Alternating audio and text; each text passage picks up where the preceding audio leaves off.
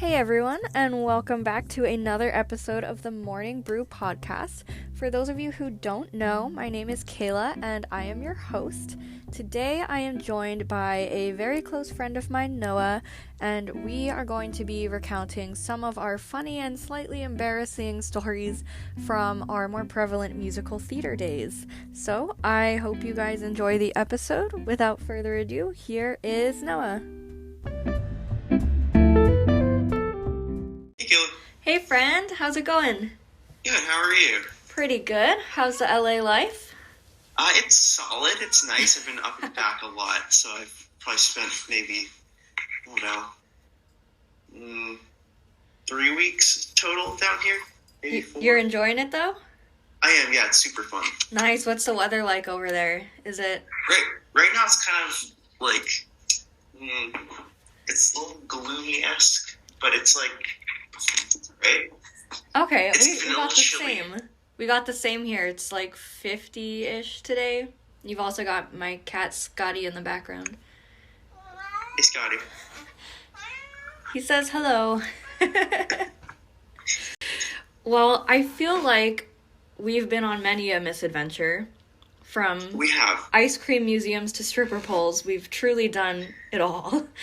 Yes. But yes, the certainly. thing that has made us friends is doing theater together. And That's true. could not recall which shows we actually did together because I think you were always in a different cast than me. Was it just Hunchback? I think it was just Rent and Hunchback. I think that, because I didn't do a lot of shows.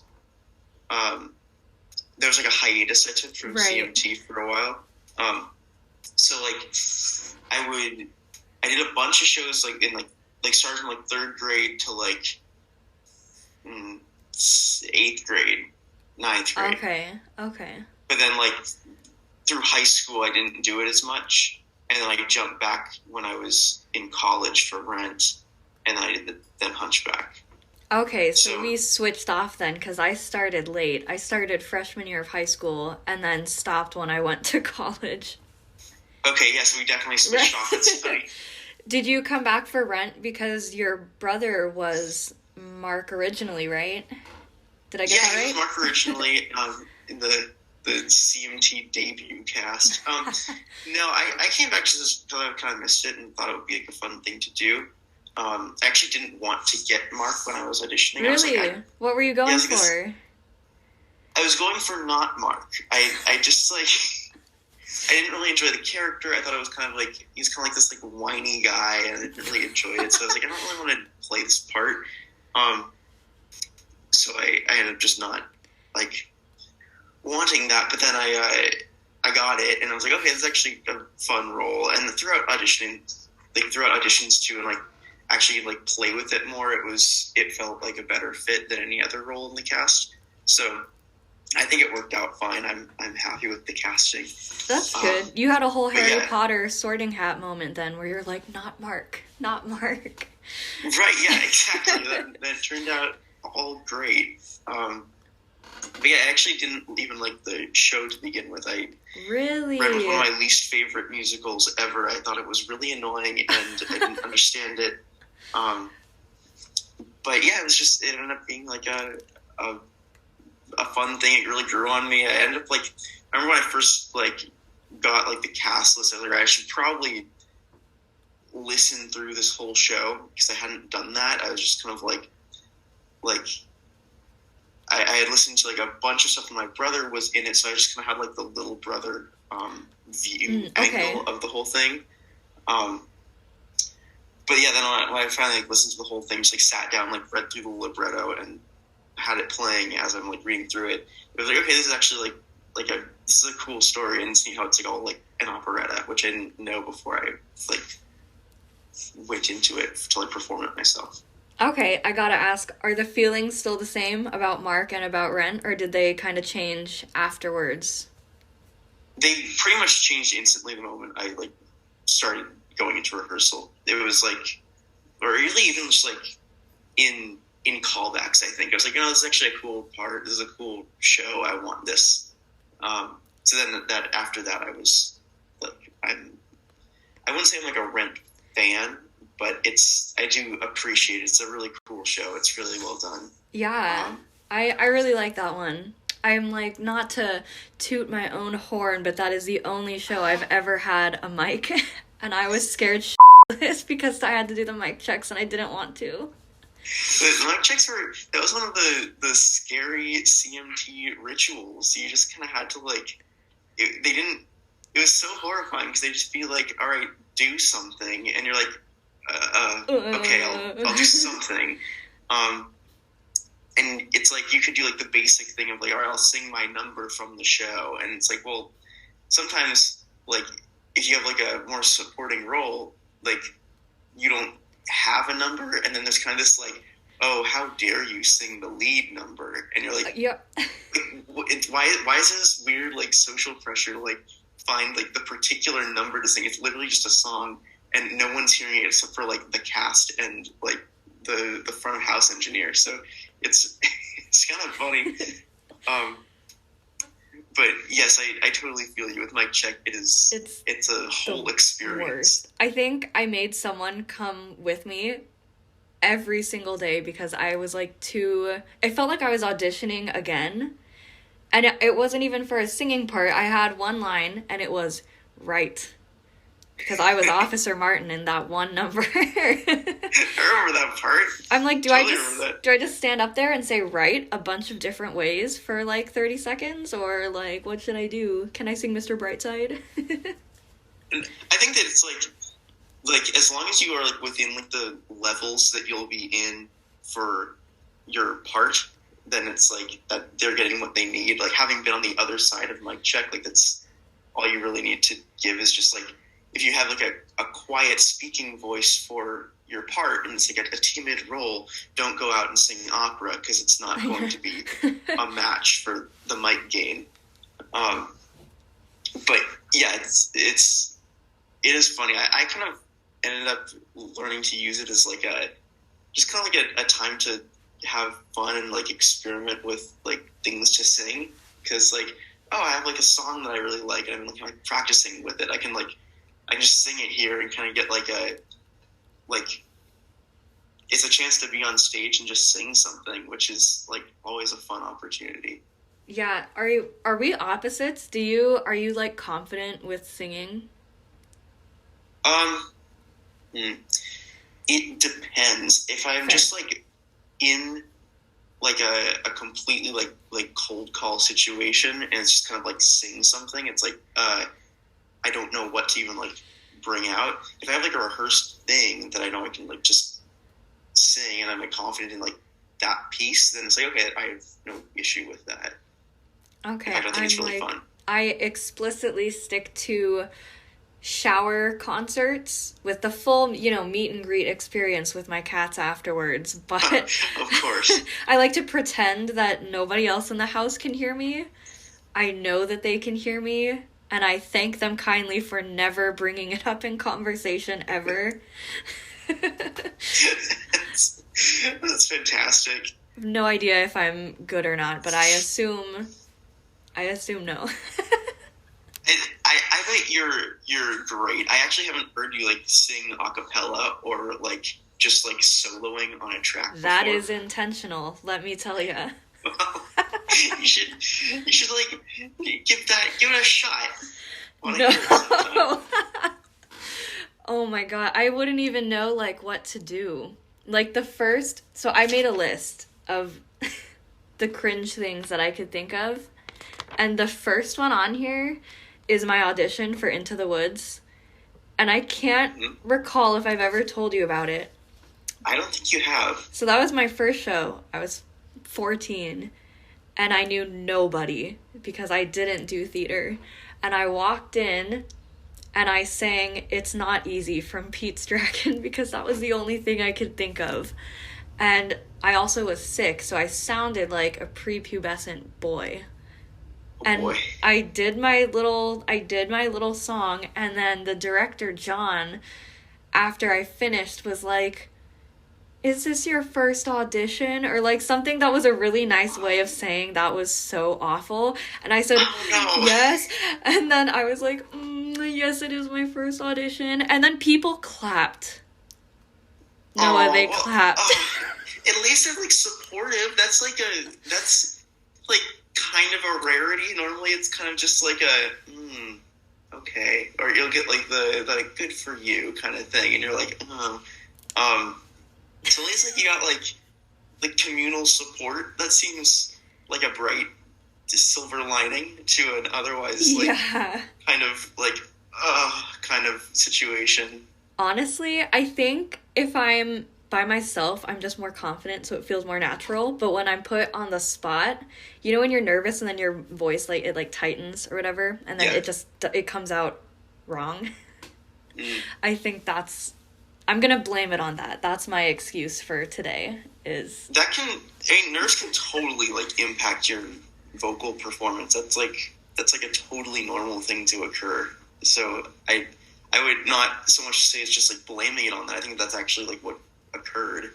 Have you ever recorded yourself for review and then listened back and just shed a single tear? Yes. That's okay, cool. Yeah. Me too. it's always a really painful experience. Like when you're first like doing it, I've done it like a lot of times now, so I'm used to hearing myself on playback.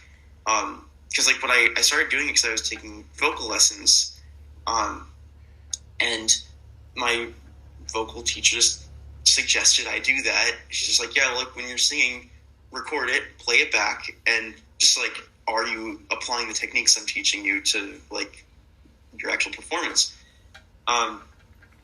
So I did it, and I was like, oh, this is something. It's like you just like hear like all the stringing and all like it just was unkind to listen to. But ultimately it definitely helps because you hear everything and you're like okay, let's fix it. Once you can get through like the self-judgment or like someone else is judging me, therefore like I need to like cower in this like shame bubble, just to get rid of that, and then you can like that always helped me. It was just the doing it enough times to be like, all right, yep, this is bad, let's fix it and let's like figure this out. And to have a vocal coach also like help you along the way to also be like, yeah, that's pretty bad, and just that kind of direct thing always worked with me really well. So that's it definitely is very painful to first go into it. I feel like with auditions, at least for me, they never got less painful. Even with Hunchback for the last one, I just had the misfortune of being in the same group as like 9 of what ended up being the leads. So I had both the Hurleys. I had Valeria. I think I had Mercedes. I think I had like Gian, I think, was the good dancer. And then maybe Marcus, I don't know. It was like 9 other people that were really great, and I was like right in the middle, and I was like, oh, we're doing this now. Those are some CMT power players for sure. Yep. Yeah, that can be, yeah, it is. It always makes things like a little more difficult too when you're just like comparing yourself in real time to the people who are auditioning next to you. Yeah, I have not found a way around that. My solution was age out of CMT and do individual auditions. That there seems like the way to go. Yeah.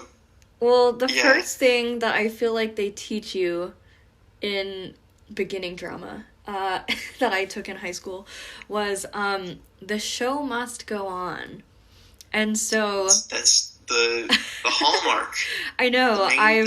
I've gathered you here today to talk about our friends' biggest theater mishaps or embarrassing moments, because I thought it would be funny. So I've got my little list. Do you have a few off the top of your head? I do have a few off the top of my head. This is going to be a fun sequence here. I know. We're gonna have fun with this one. Do you want to start, or do you want me to start? I want you to start. Okay.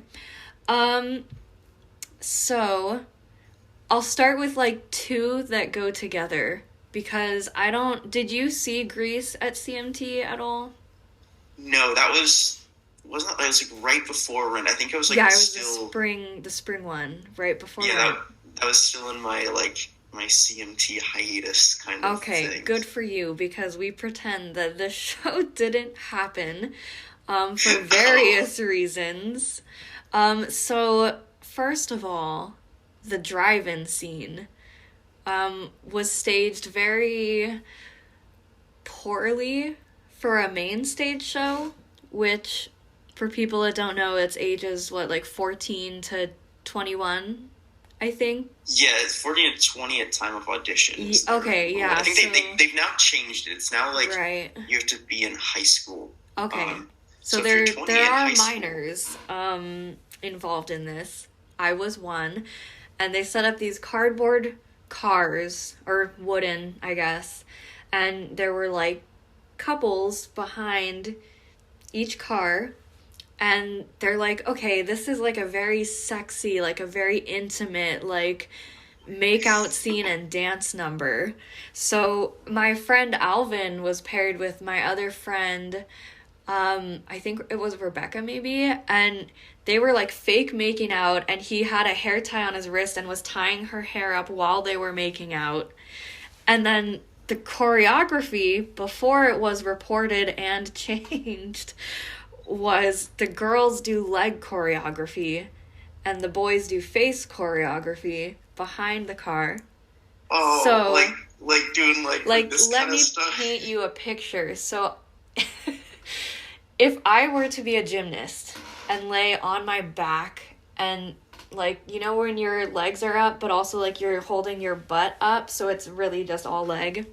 Right. So they had you doing open the legs, close the legs, kick around, and then bring them down on one side. And the guys, meanwhile, are doing the snorkeling thing and going down. Truly, it was oral sex as an interpretive dance. I think it's that's actually a really funny choreography. It's hilarious. It's just for 14-year-olds, it seems wrong, but if it was any other group of people, hilarious. Right, yeah, I guess the children's theater always likes to kind of push the bar, don't they? Yeah, and especially because at this point I'm 15, 16, all the couples obviously are hetero couples, so they put me with a dude. And I was so awkward. You met me. I was very awkward. And I'm how do you want to go about doing this, Connor? And he was also really awkward, and he's I don't know. And so this whole thing, I was so glad they changed it. I can't remember what we even did, but I was this is horrible. I'd come home, and in front of my parents' mirror, lay on my back and practice the kicking. My mom's what are you doing? I'm practicing my choreography. Oh my god. That's hilarious. It just it wasn't and the director, he was I recall there being some thing with him. I don't remember what. I wasn't there. I just know there was something that happened. Yeah, there was a... Okay, wow, that's what an interesting, yeah, wow. That whole show has so many distinct memories that I keep trying to forget that don't really work. I accidentally flashed CJ's cousin during the... What is it where it's I forget what it's called, where you go on the stage before the show and you kind of do circle whatever and you talk. Oh, yeah, the cast circle. Yeah, thing. We were getting ready for that, so we weren't yet in a circle, we're just in a group, and I was talking to my friend Maria, and I had this dress that looked like old man bed sheets. It was blue and white pinstripes, and I had biker shorts underneath, and I was telling Maria, like, oh, I'm, like, part ready, but not all the way ready, look, and I was trying to show her, like, my tights or something, and realized I accidentally pulled up, like, the whole skirt, and Blake was standing right there, and he's like, nice. And I was like, don't look at me. I think that to some degree that's just expected with, like, theater. At least that's what my experience was with CMT specifically. It was just, like, very, like, I wouldn't say it's like a nudist situation. It's just like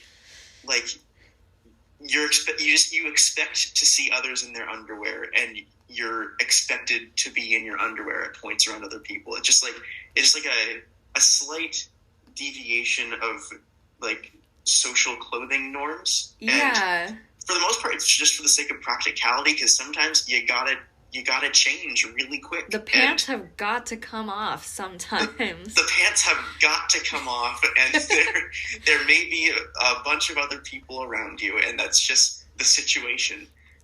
Yeah, there's times like that with necessity, but then also we've got the boxers on parade.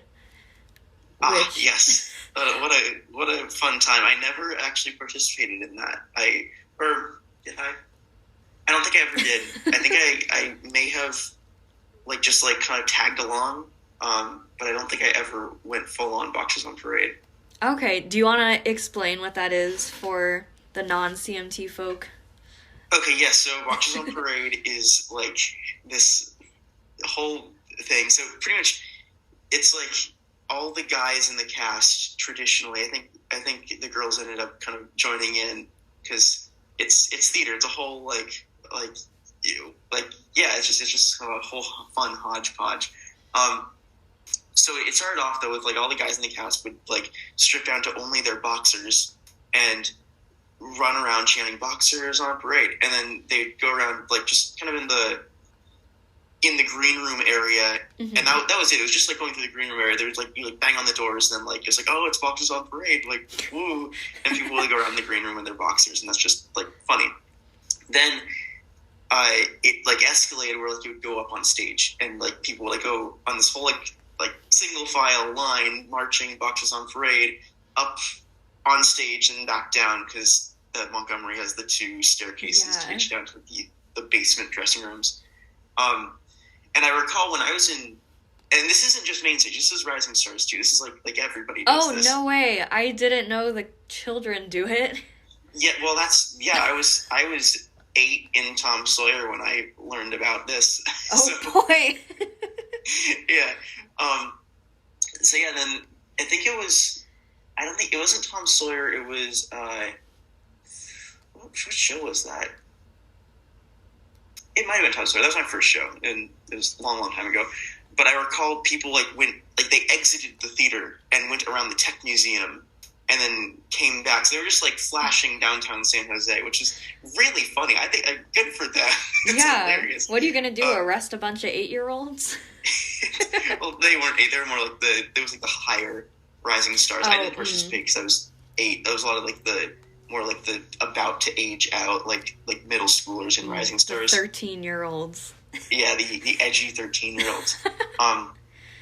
That was the situation there, and then I remember they had to, like, sit us down and be like, all right, guys, this has gone a little too far. You can't go out in public in your underwear. Keep it to the theater. So I think now it's all just contained within the theater. But I think they still go up on stage.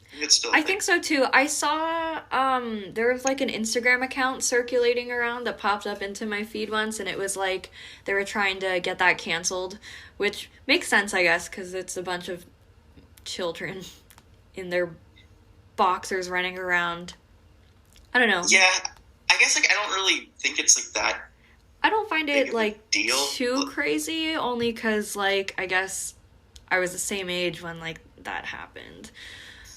And yeah, it's like, I think, like having been amongst that, and, like, I don't know, it never really struck me as, like, a horrible offense. It's just, like, because we're already, like, in our underwear around each other anyway for changing purposes. It's just like you're just doing that but like kind of comically calling attention to it. Right. So it didn't.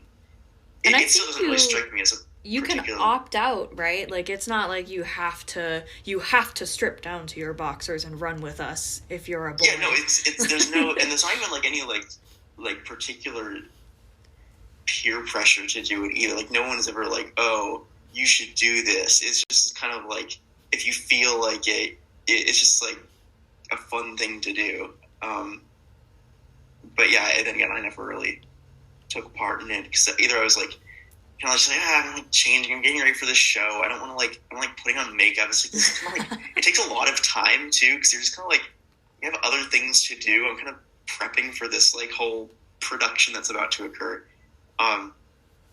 So yeah, that was like just more main stage. I just was like, I'm busy. I don't really want to do this right now. I was way too self-conscious for that.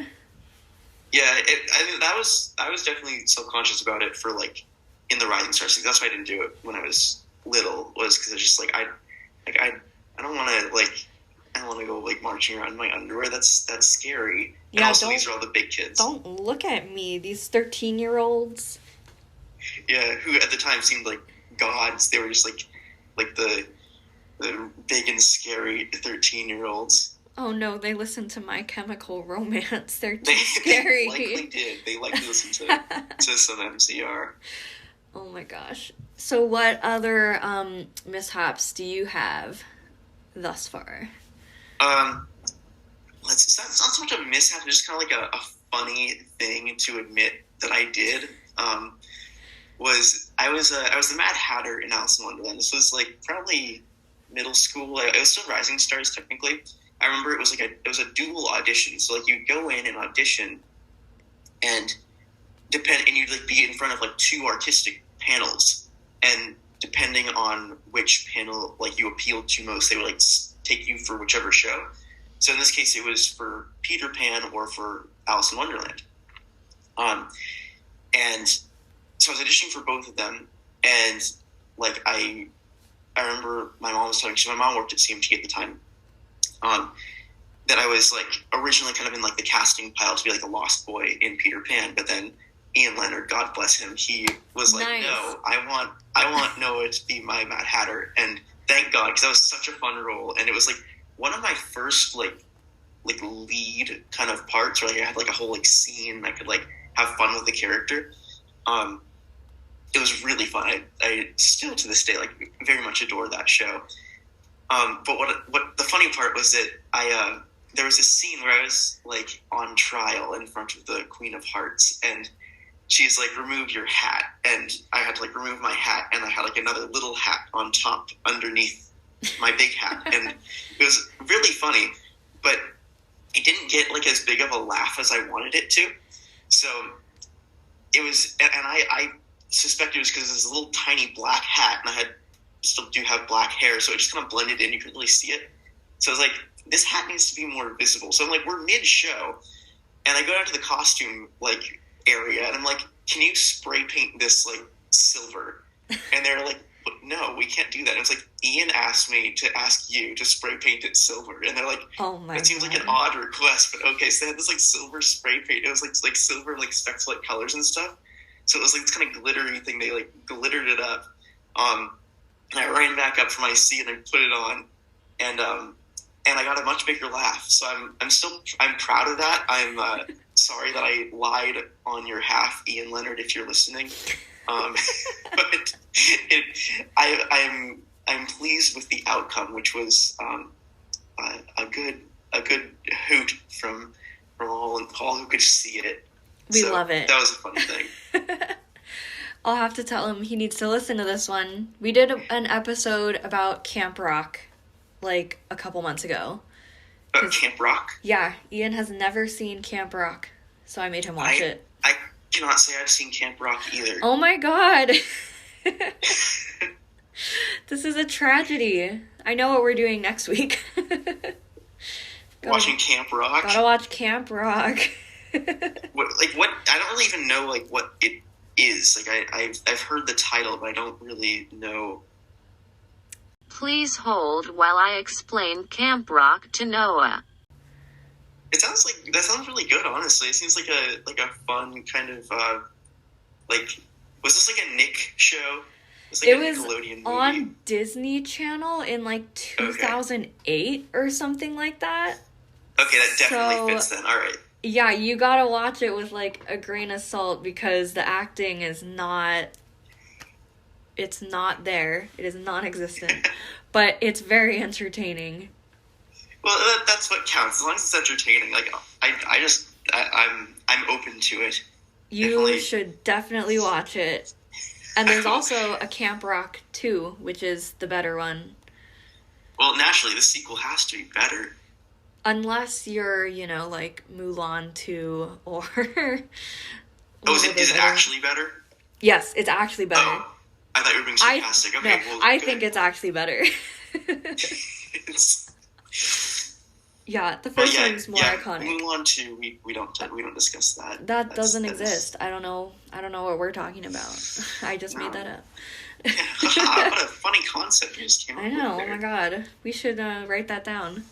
Yeah, I wonder if we could get that funded. I don't think anyone would ever want to watch something like that though. So we should probably just toss it. Honestly. Oh well, we'll go back to the drawing board. Well, I wrote down one. It's not really a mishap because it didn't go wrong, but I went to go see your cast of Rent with my friend Alex, and it was in the middle of La Vie Boheme, and Eric was on the table with his high heels on, and you know how we pushed like two metal tables together?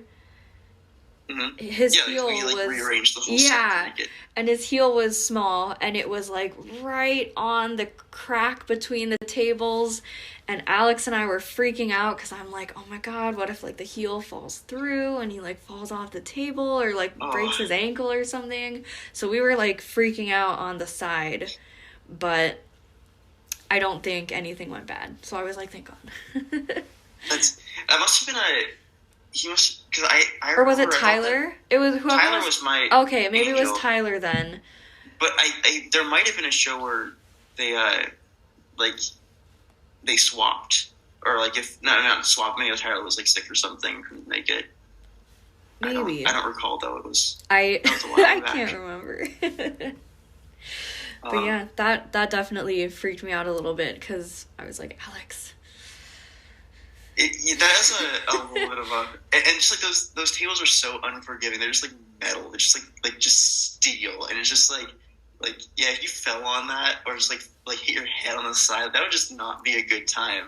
And it'd be so hard to like play that off too, because it's just like how do you?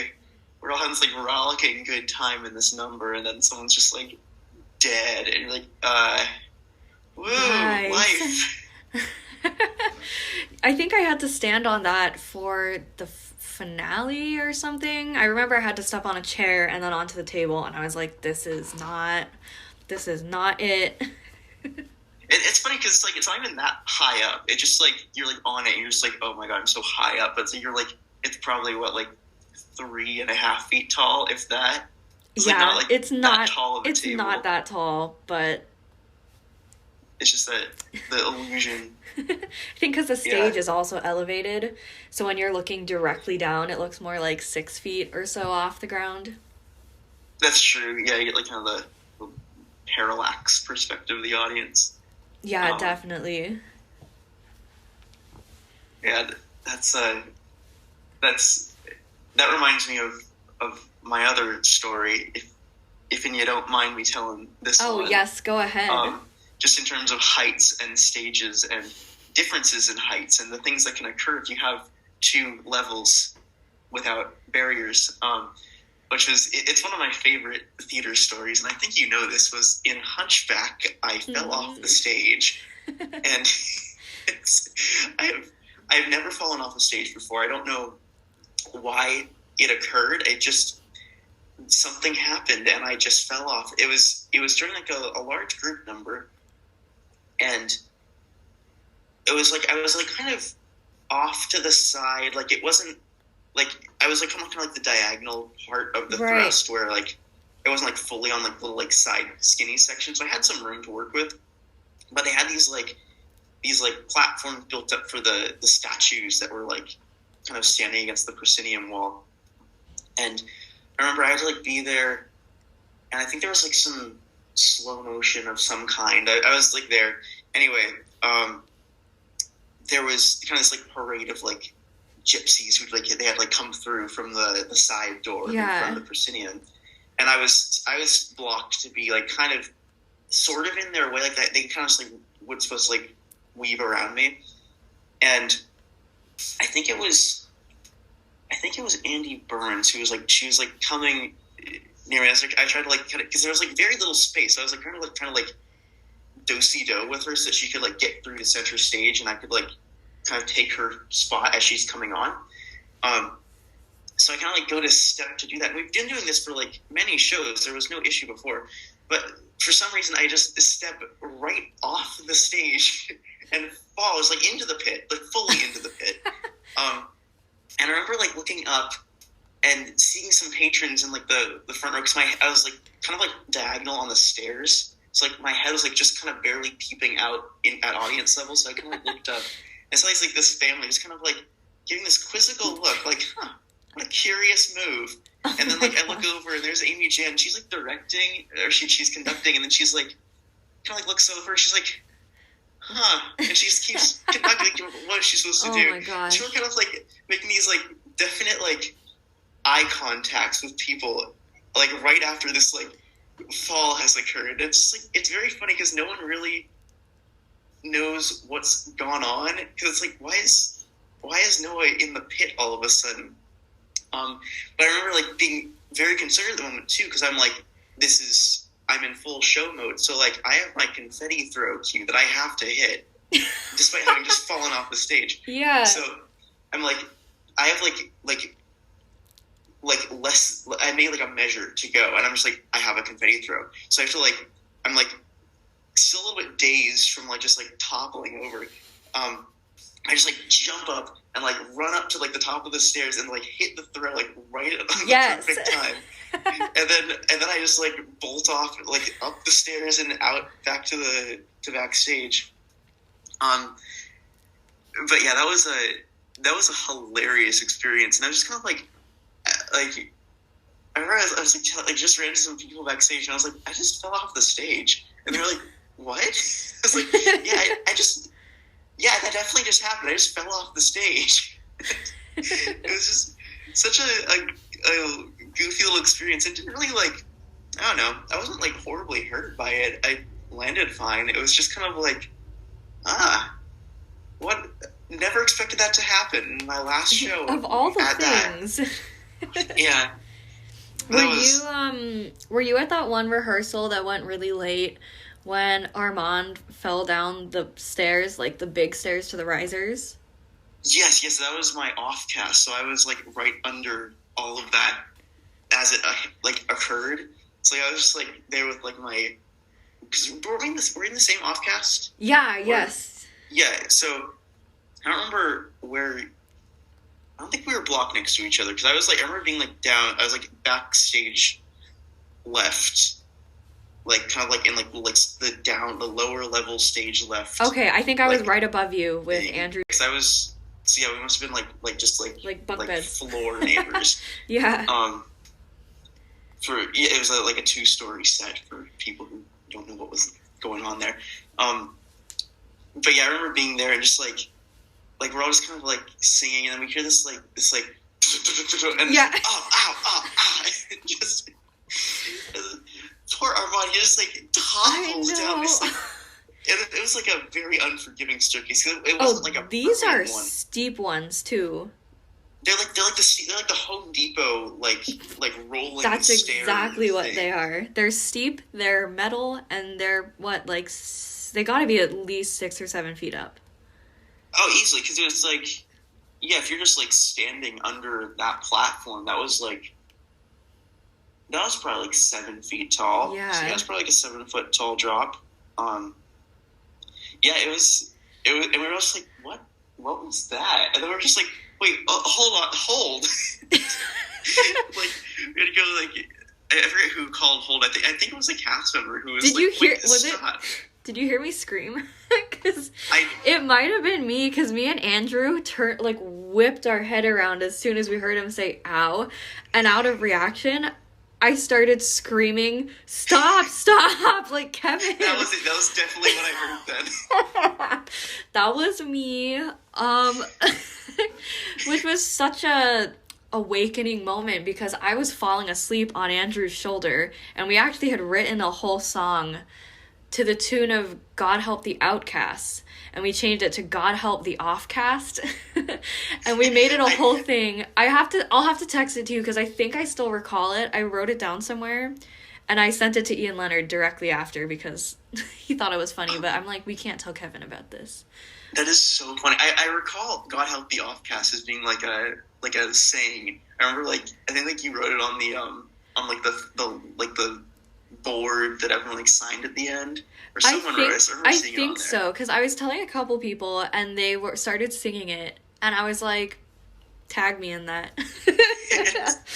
I didn't know there was, like, a whole, like, song beyond just God Help the Offcast or Nobody Will. Yeah, it was, oh man, I can't even, like, remember. I wrote it down on my phone in Apple Notes, and I updated my phone, and Apple wiped my notes, and they can't get it back. Sucks. But I know I wrote it down in my journal, so I'll have to find it and send it to you, because it was pretty funny. It was like a whole 2 verses long and everything. Oh my god, that sounds fantastic. It was the true epitome of clownery, but, you know.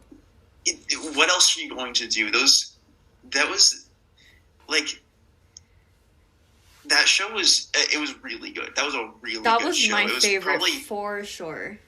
I think it was, like, that was probably my favorite, like, in hindsight. I didn't enjoy being in it as much, mainly because it was, like, so much waiting, and just, like, the off-cast, and, like, it was just every rehearsal. Like, you had to go to every single cast rehearsal, and it was just, like, so much time, and you just, like, would just sit there and do nothing. And then it was like, oh, learn this, like, little bit of, like, choreography that, like, was so minuscule, you, like, didn't have anything to put it in context with, so it was, like, super hard to remember. And, like, I just, like, all, like, kind of just, like, when to stand up and when to sit down, and, like, oh, it was just so exhausting. But, like, in hindsight, I think it was definitely one of my favorites. I look back on it fondly, just as, like, a really good production. And, like, I think that it was just, like, I thought the casting in it was, like, really solid. Oh, and absolutely. It was, like, it just was, like, really, it was, like, a show that I was, like, very, like, proud to be a part of. Definitely. I, to this day, am so shocked and relieved that I never got called out for lip-syncing a lot of the Latin parts. Because I know Jerry was calling people out. At some point, I think he even called out Eric. He goes, Eric, you're not mouthing the right words. I know you're faking it. And I was like, oh shit, he's gonna notice. Yeah, that was, I think we all went through our fair share of lip syncing the Latin. I did learn all of the entr'acte. That was like a whole, like, you kind of had to. I feel like that was the one number where it was like, if you're not singing the right Latin, it's like, it shows. You're gonna stand out. Also because, like, we're all like visible. It's like fully visible. So, like, you can. There's no like hiding in the darkness for this one. Yeah, it was the finale that got me. I knew everything up until then, and then just the last, like, 5 minutes, I was like, what am I saying? I am fully with you there for that one. I remember just, like, fully losing it for, like, with like, when Esmeralda's, like, getting burned at the stake, and we're supposed to be singing something, and I'm just like, I don't know what to sing right here. I have no idea what I'm supposed to be singing. There is a full audience, and I knew it at one point. I don't know it now, and I'm just going to kind of make some tones that sort of match, and, like, I forgot my notes. I just, like, didn't know anything. It was just, like, complete blank. That's so funny. The polar opposite of that is that was the summer before I went to college in Oregon, and I had 3 roommates. We don't talk about them. And I was always holed up in my room with the door closed, but like I said, the walls are thin. And I would put on Hunchback because, like, you know, you just finish a show. I feel like you listen to the soundtrack for a couple months after. And I was like, it was like midnight. I was like full on into it. I was chanting this Latin. And I'm like, they must think I'm doing a satanic ritual in my room right now. Because if to anyone else listening, that is what it sounds like. Oh yeah, clearly, especially like the whole like "Libera me Domine," like all that like rich kind of like oh, it's so like that like old Catholic kind of like, this is kind of scary. It's that all that Latin stuff is like very. I mean, they are incantations, so it's like. It's funny. I felt really cool when we were doing Hellfire. I don't know if it's because we had, like, the hoods up, and it was, like, very, like, hit these certain, you know, moments. And I don't know, I just felt like if I was Catholic and also emo, this would be my jam. That's a rare juxtaposition. I know. If. Yeah, I recall that number. That was like one of the more difficult numbers, because I could not for the life of me remember what I was supposed to do when. I just couldn't get it. I was like, I don't know why, because like I have not had any issue with like choreo or like remembering blocking previously, but that particular number was just like it never really clicked. I think like by the time we hit show, like I managed, but like it was always this kind of like reviewing with other people backstage, like, is this what we're supposed to do? Yeah, okay, all right, like, we got it, let's go. But yeah, like I remember like the rehearsal for that. Do you remember the rehearsal for that? I actually wasn't there, so someone filmed all 3 minutes of it. I think Ian filmed all 3 minutes for me and airdropped it to me or something. I had some commitment because my body. Well, thank God that you had that, because that means that was the reason it was videoed, and those videos were like the Bible. Those videos went everywhere. We were all like, I think I sent it to quite a few people, and yet, do you remember the clusterfuck group chat that was citizens? Because Laura, my double, brought this up, and I can tell you why there was drama in this group chat, but I'm gonna censor it out in the podcast, though. So what's the deal? Apparently, I'm just the cause for all these problems, but. I will not let you hear the drama, but believe me, it's juicy. I'm just gonna leave this group chat, and then Laura can relay the information to me, because I'm not gonna stick around for that. Wait, I wonder if this is, because I have not, like, I've gone through a couple or just one phone iteration. I've held on to my phone, but I wonder if you do not still have the group chat. No, you don't. Still the group chat. No, you don't. No, yeah, I got it. Thank you, iCloud, for saving everything. No. So, it's funny how like I just like didn't get people's numbers. Like I just like a lot of these numbers I just like don't have like contact info for. I think I deleted probably almost all of them.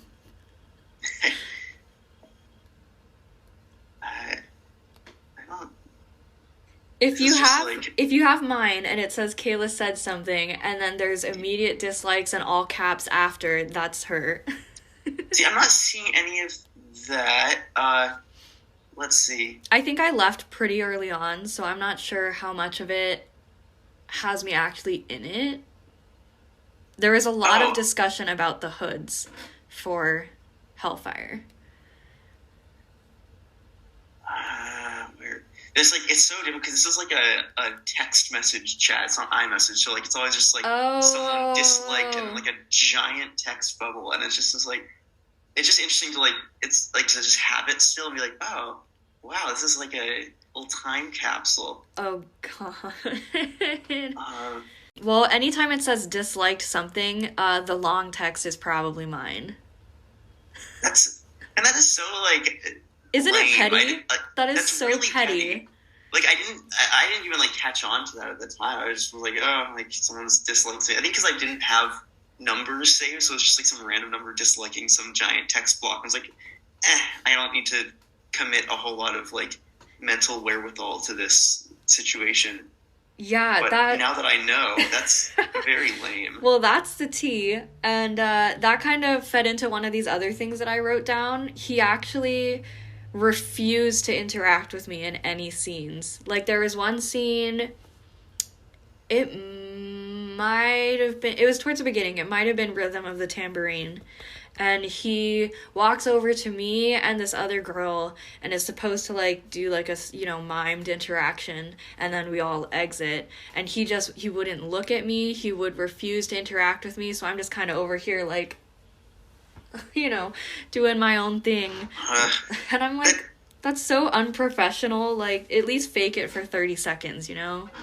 Yeah, that's too bad. It just seems like the drama of, like, kind of like the high school-ish, like, mixed with theater kid, kind of just like all that blender of, like, yeah, it sounds like that was literally, like, motivating factors. It doesn't seem like people were really trying to be professional.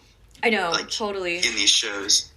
Yeah, I don't know, it's just kind of, I came to just kind of expect it, but also, like, I was afforded, like, I don't know, I never, like, ran into a whole lot of, like, drama with CMT. I always hear about it. Like, this story doesn't seem like, it doesn't surprise me, even though I wasn't aware of it at the time. It's still, like, very lame, but it just seems, like, very in line with what I've heard from other people about CMT drama.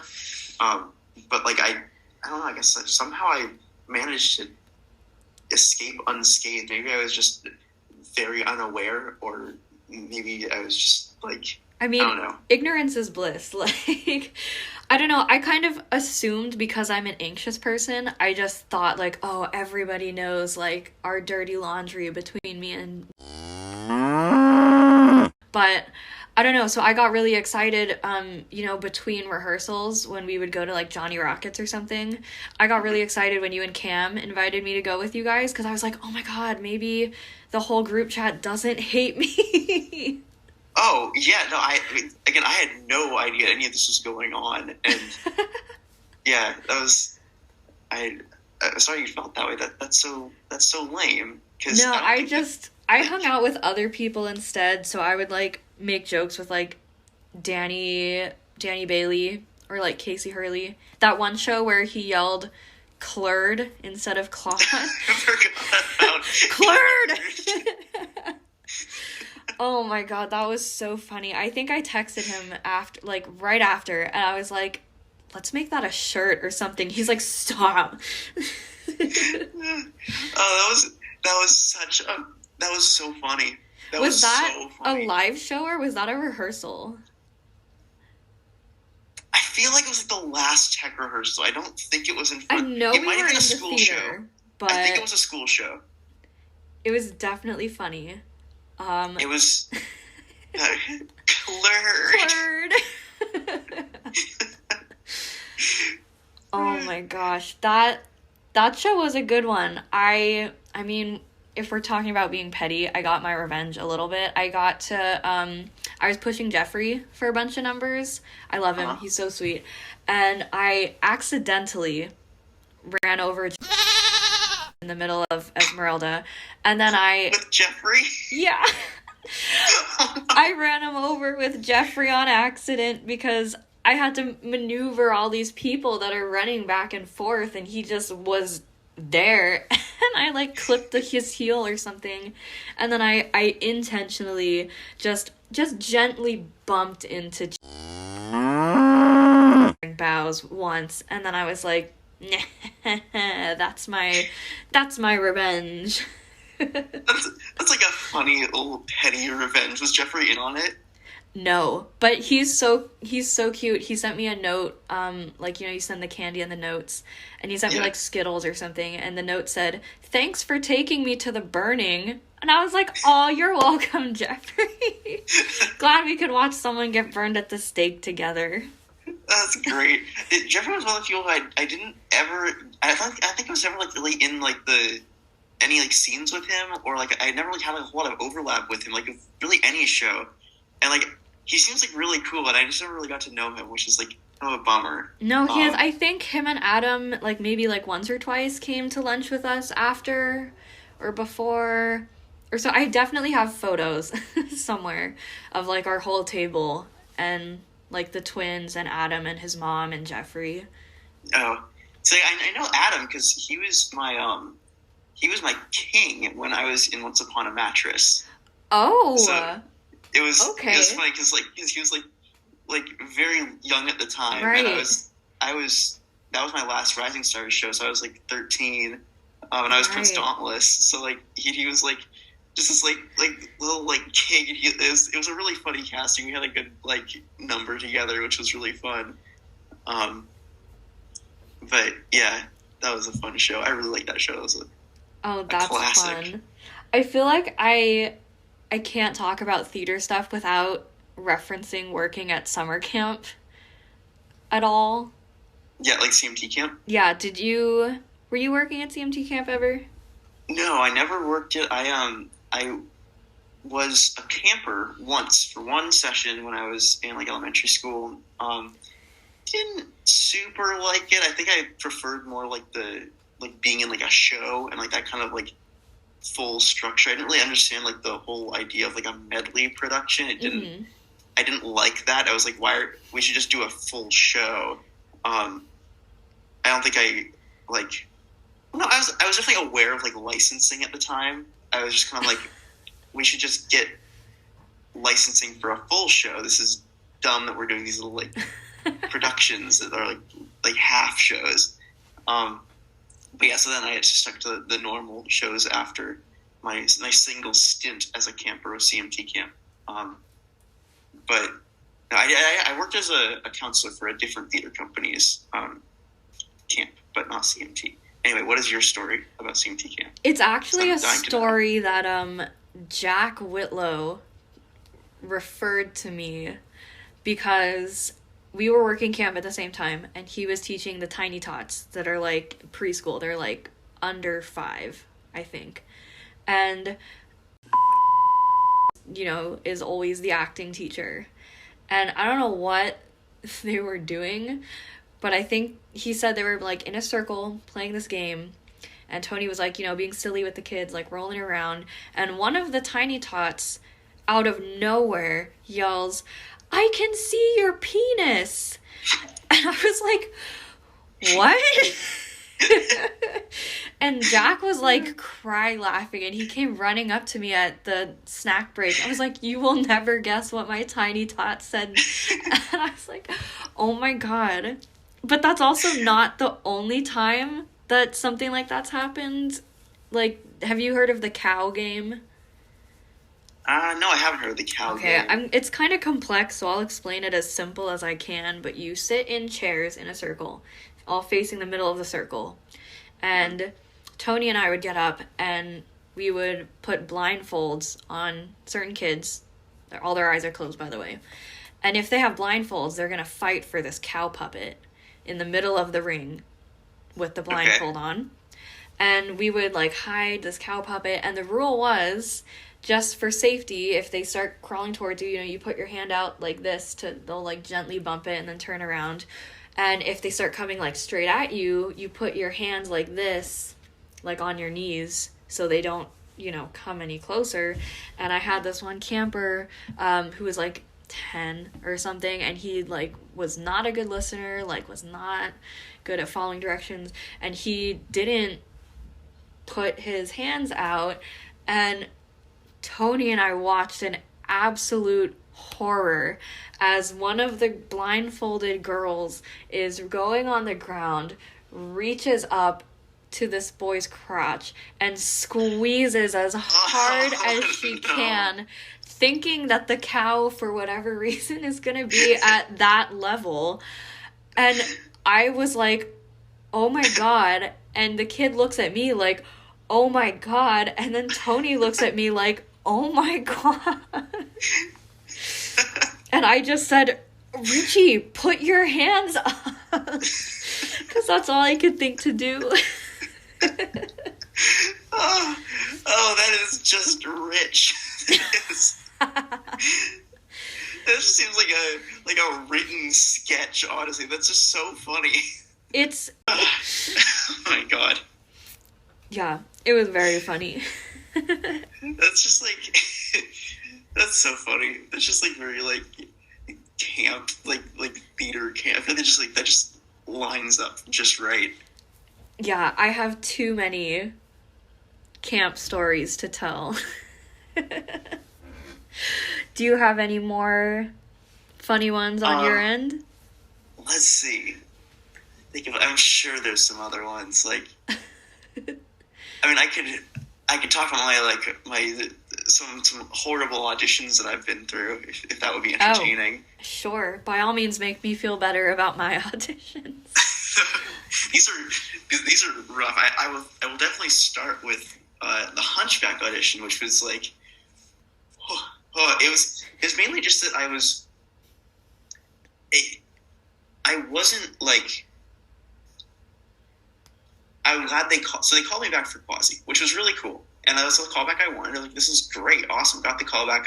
My audition song was like prepped such that I would like hopefully be given the Quasi callback. And I think that it would have been a really cool role to play. But there were some of the notes where I just couldn't hit them. They just wasn't in my range, and that's fine.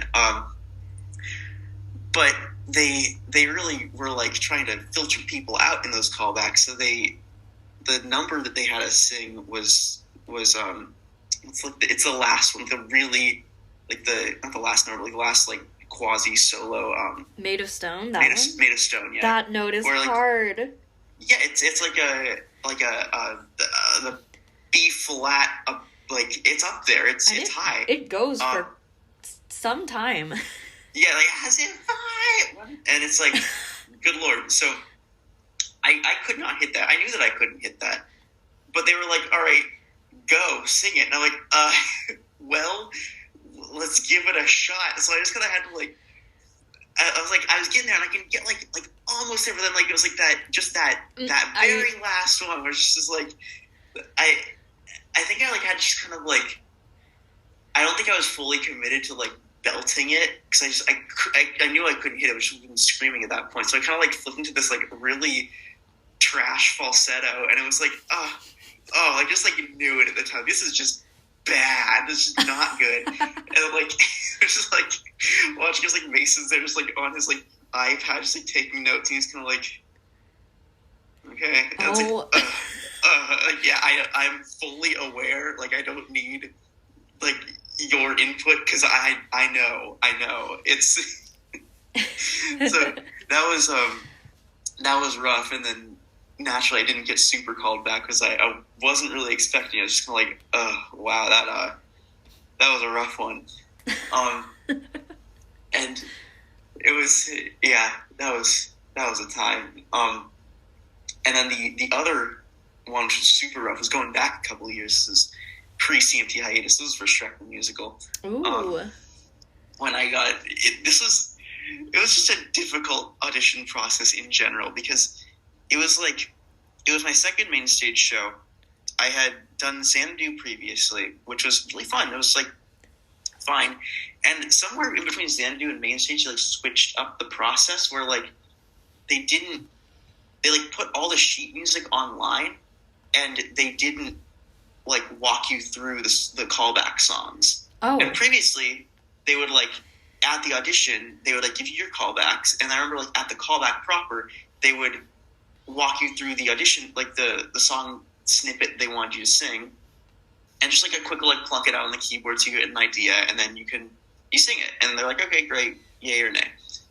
And then for Shrek, though, they didn't do that. They just gave you like the callback sheet and nothing else, and then just like expected you to go online to find your material and then to like be able to read the sheet music and learn it. What? I'm like, I don't know how to, like, I was 15 at the time, right? Yeah, sophomore year of high school. Yeah, I was 15. I was like, I I don't know how to do any of this. So I didn't even know I had to. So I just, like, showed up to callbacks without anything prepared. I didn't have any, like, I just expected them, like, oh, they didn't give me anything at auditions, so they're just going to give it to me at callbacks. That's not the case. So I showed up completely unprepared. And I remember, like, who was it? I forgot his last name. I forgot who. Anyway, I was working with this guy. He was, like, set me through. I think his name was Tony. It was so long ago. Super nice guy. I don't think I did any other shows with him afterwards. Anyway, he was, like, working with me in the back, like, kind of, like, setting me through the audition, like, the callback song, like, as we're in line to go, like, oh my God, sing it. I'm like, I don't know any of this. This is, like, really painful. It was, that was for my Pinocchio callback. And I just, like, get in there. I'm like, I don't, like, and it's why I hadn't taken any singing lessons either, so I didn't, like, know, like, any, like, technique to, like, do falsetto, which is, like, the whole point of that role. So I'm kind of, like squeaking my way through this song. And then, like, I remember Kevin just stopped me, and he was like, you don't look like you're having any fun at all. And I'm like, I'm not. He's like, do you want to try it again? And I think it was like, okay. And I did it once more. And he was like, okay. I'm like, yeah. That was it. An attempt was made. What? An attempt was made. It was just really painful. That just, like, was woefully unprepared. I didn't know, like, I had to, like, prepare anything. And the other funny thing about that particular audition process was I got called back for Donkey, and it was like, I wasn't really sure how to go about approaching that role, because it's like, you know, it's Donkey, and it's just like, you know, like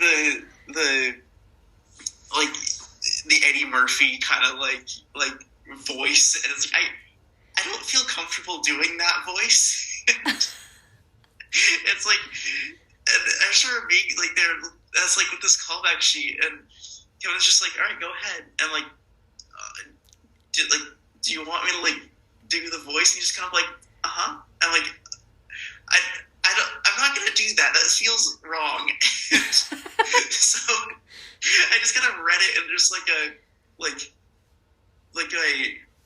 don't think I really even put much acting behind it. I was just kind of, like, reading it off the sheet, and it was just like that whole audition process for that entire show was just an absolute nightmare. It was just not good.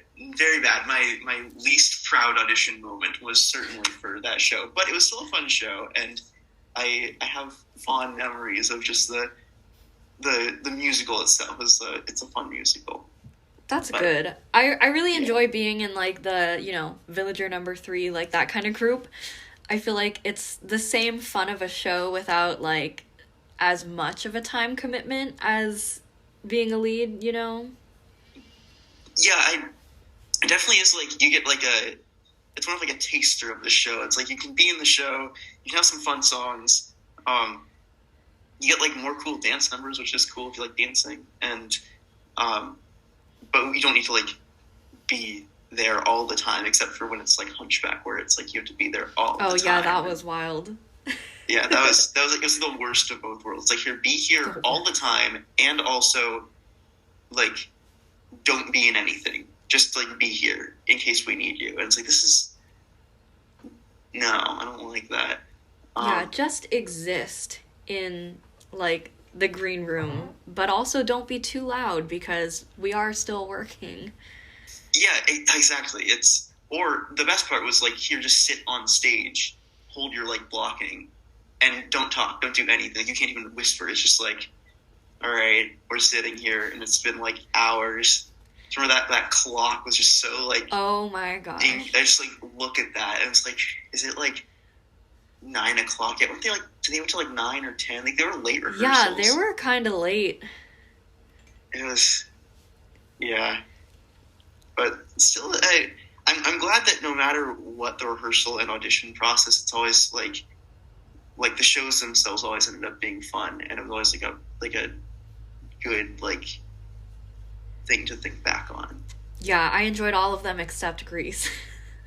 that sounds just like a theater nightmare. Like, just one of those, like, dreams where you wake up and you're like, oh, it's not real. It's okay. But in this case, it was real, and it wasn't okay. It was just, like, bland. Like, I was playing a freshman, and I, like, was a freshman in high school, and I was like, oh, so you want me to just, like, walk across the stage as I am?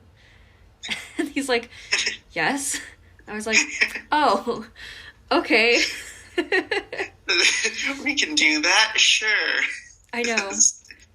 I'll just, you know, like, skip. They're like, no, just walk. I'm like, oh. Cool. Okay. This is achievable blocking. I know, this is Didn't someone, like, I recall that someone fell off of, like, a countertop of some kind, and I remember, like, it was like Jacqueline's mom who, like, filmed it, right? Like, from the... They have that on video? Yeah, that's what yeah, it was definitely on video. She was, like, working spotlights, and she was, like, filming just for fun, and then, like, that happened, and it's fully on video. Oh, man, I've never seen the video, but yeah, that girl, her name's Emily, I think, who was playing Sandy, like, is doing, like, a spin on the countertop, like, on her butt or something, and she just fully flipped backwards off the countertop mid-number, and she's like, I'm okay, and we're like, oh my god. It's just really funny. It's always funny to, like, see people, like, falling off things on... It's just, like, a very base humor. And, like, of course, like, yeah, you're concerned about them, but also it's, like, it's just... I don't know why it's so inherently funny to just, like, witness something like that, especially on stage, where it's supposed to be, like, this, like, perfected, like, crafted kind of, like, performance, and then something like that happens, and you're just like, wow, this is great. I know, I would be offended, like, if you didn't laugh, almost. I tell my friends, at any point, if I fall and absolutely eat shit, like, you need to laugh, because otherwise it wasn't worth it. Right, yeah, it's all for naught. If it didn't get a laugh, like, what's the point?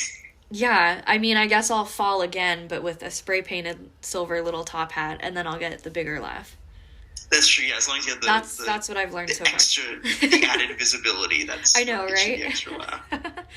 Well, the last thing on my list is a video, and I texted it to you, so I think you can open it while you're on Zoom, but I just wanted to get your reaction to it, because I couldn't describe what it is. But, so me, Laura Hardin, and Jack Whitlow, we all drove to, like, Redwood City to go see Tyler Harding in Sister Act, and we were in the balcony, and we're watching this show, and this guy in front of us has his shoes and socks fully off.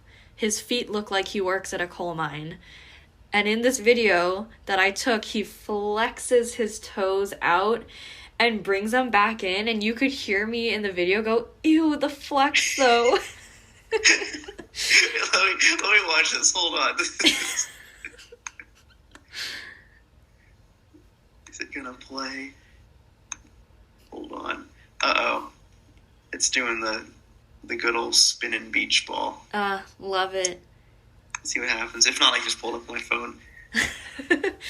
It was atrocious. I'm surprised I still have the video. Like, I managed to get that on Snapchat, and I sent it to Tyler, and I was like, dude, who let this guy in here? Let's see this.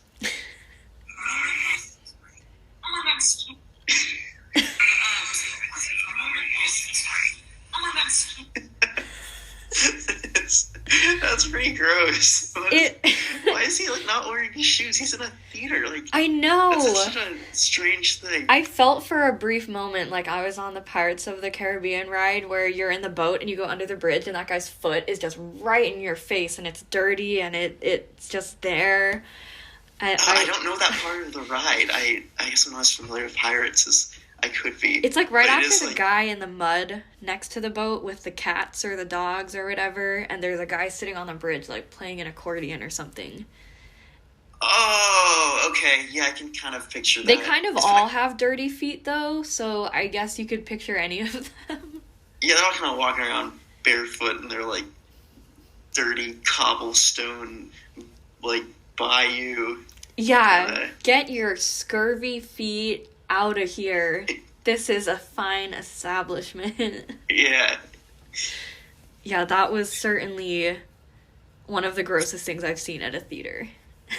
Yeah, that is pretty nasty. I'm trying to think of, like, if there are any, like, comparable things I've, like, witnessed in a theater. I feel like I've always been around, like, pretty well-behaved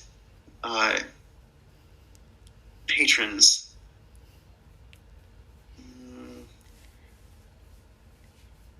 Yeah, I couldn't think of too many other than that one, but Laura's like, you have to talk about Foot Guy. And I was like, you're right. I totally forgot about Foot Guy. Yeah, that is an exceptional one. That's pretty gross. I'm surprised the people he was with allowed him to, like, you know, take his feet out. Like, socks is one thing, but just, like, walking around barefoot, it just seems odd. Like, isn't it kind of uncomfortable? Like, aren't you, like... Yeah. Like, you like, build up calluses and stuff, so that's fine. Right? But it just seems like I would just feel like my feet would be, like, cold or too hot. Or, like, it would be, like, you'd be stepping on, like, rough, like, surfaces that aren't fun to step on. Or, like, well, if you need to, like, off-road it for a second, like, go off, like, a dirt trail, like... I wouldn't want to be in bare feet for that. I like having tromping shoes. I can just, like... Yeah, let me put on my stuff. Doc Martens for a sec. Yeah, just get thick rubber soles and nothing's gonna get you. I prefer my feet to be all the way covered. Like, high tops, up to the ankle, like 110%, no one look at them. I prefer the ankle sock. I love having ankle socks. We love an ankle sock. Not like down at like the full, like the high, like not like stops at the ankle but goes above the ankle. Like the 1 inch above one? No, like the fully like above. Oh, okay. Like the old fashioned type. I'm a big fan of the high sock, I guess is what those are called. I'm known for my fun socks at camp. So I got Ian Leonard these Tinkerbell socks with wings that stick out the back. And all these kids were like, Mr. Leonard, why are you wearing those socks? And he's like, because Miss Kayla and I are friends, and that's what friends do. That's great. Ian's great. Oh, he's awesome. He was making faces at me during my Hunchback audition because he knew I was freaking out. And so he was like, or like making faces behind the laptop to try and make me like not freak out. And I'm like, I appreciate it, but I'm still gonna freak out. That's so nice. He's like one of my favorites, like CMT and otherwise. He's just has like always been like a good influence and a really good director too. He just like knows how to get people like out of their shells and like working in like a theatrical setting. It's like, no, this is just a character. Right. It's not you. And just like have fun with it, play with it, loosen up. And it's just like the Ian training that I got. I wasn't in like a whole lot of his shows, but like the times I've had training with him was like, that's super solid, and I'm really glad I have it. Yeah, he worked with us as like the group of us 6 cops in Rent. He worked with us separately a lot because we like just could not get our part down in Christmas Bells. So I still have the recording on my phone. I'm like, that's what I was supposed to say. That was a hard number. That was a really hard number. Very fun, but very difficult. Yeah, I recall for that one, they didn't even teach us what to sing.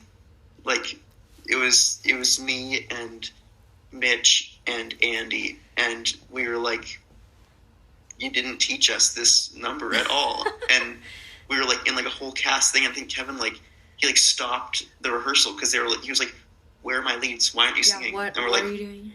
And we're like, we didn't learn it. Like, you tell us. Like, I don't know. And then then we quickly go over kind of the piano part of it, and we're at this point we're just kind of sight reading, and it just sounds like we're like, maybe we should take it slow. It just like sounds horrible. Yeah. It was really funny. I think we eventually got it, but it was like we were fully into Tech Week by the time we like nailed down that part. My favorite thing is when they talk about like sheet music as if I have any indication what that is. They're like, okay, so this note is going to be like a B, and then you're going to go from that to like a C sharp, and I'm like, what? Yeah, they totally just assume that like you like have like a basic kind of understanding of music theory, and it's like that wasn't really listed as a prerequisite, and yet it's just kind of like, here you go, like sight read, do it, and yeah, it's Yeah. eventually I think like one can pick up on it like with enough like contextual training, but they never like would explicitly train you in that like art. Yeah, I would mirror, like I would listen to what the girls next to me were doing, and I'd try to copy that, I guess, because they put me in the alto group, but they were all singing like really high for me, and I was like, I can't sing that high. So a lot of the time I would like sometimes switch and sing like the men's tenor part because I'm like, I can't hit those notes. The solid move, honestly. It's like that's a good way around it. If you can just like find a part that fits for you, it's like it I know it kind of drives the vocal directors mad because it's like, you're not singing your part, and we have too many people in this one section, the whole thing gets out of balance if like too many people do it. But like the trick is that not too many people do it, and it's okay to kind of like fudge your way through it. Yeah, the only time I can't is if the girls and guys distinctly sing different parts. Like the finale of Rent or something, we're singing different parts, and I'm like, okay, my mouth is gonna look different if I sing the guy part. So those times I'll switch, but usually I go back and I sing the guy part. Yeah, that's totally fine. I remember for Hunchback, I would like often switch between like the baritone and the tenor parts, just like mid song even. I'd be like, I can't. I just like wouldn't be like.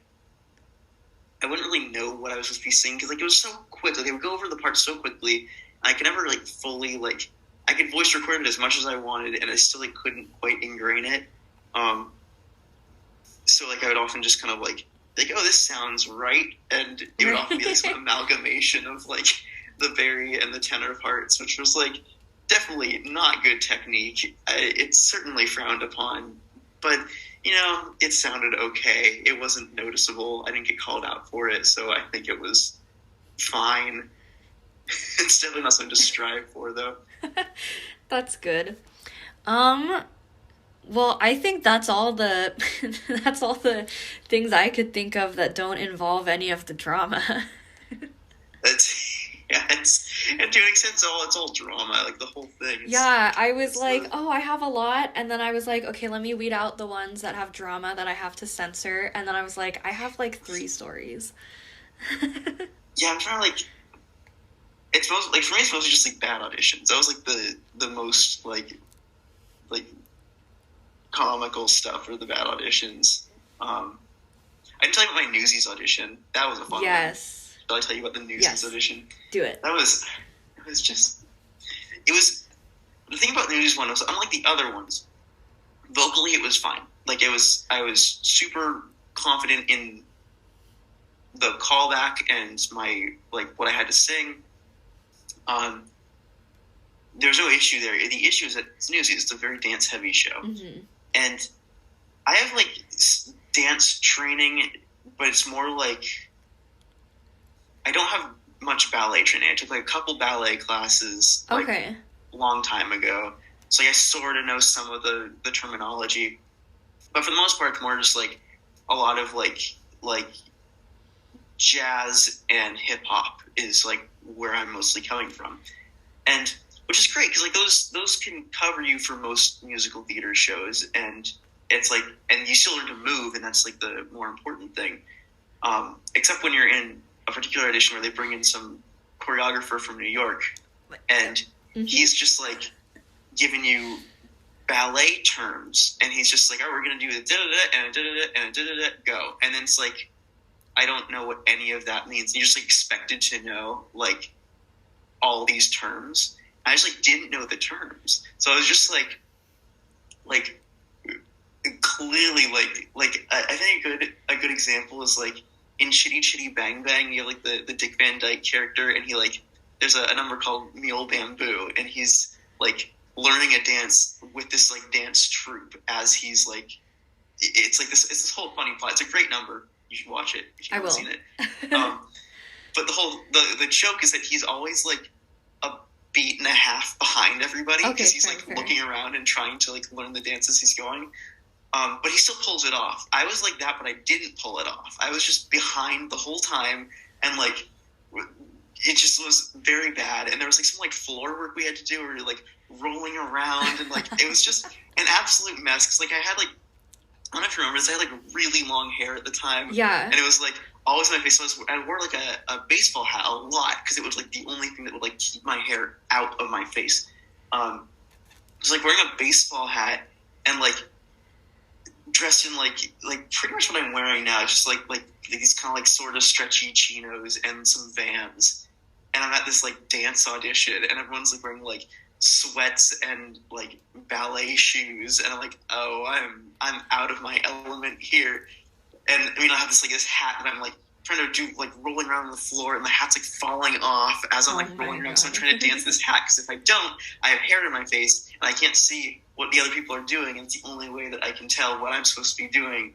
So it's just this whole mess. It was really, really not fun. And then that was my marquee audition experience. Was that.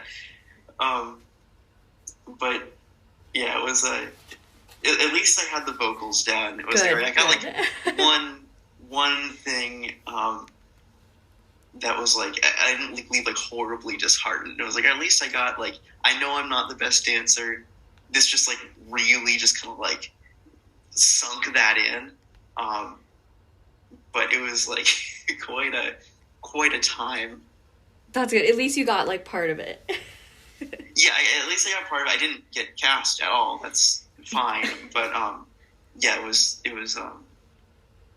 just funny. I guess it's good to have experience with like bad auditions, because you're gonna have them, and like those will always come up. And that can be said for like anything. It's not just theater. It's like a job interview, or like just like any kind of like any situation in which you have to like present yourself is like there's always going to be some like room for error in that. Like that error is like you're not presenting what you want to be presenting, even though it is still like who you are. So being okay with those kinds of mess ups is like, I think the greatest takeaway I've found from theater, which just like blows the whole thing into a whole new realm.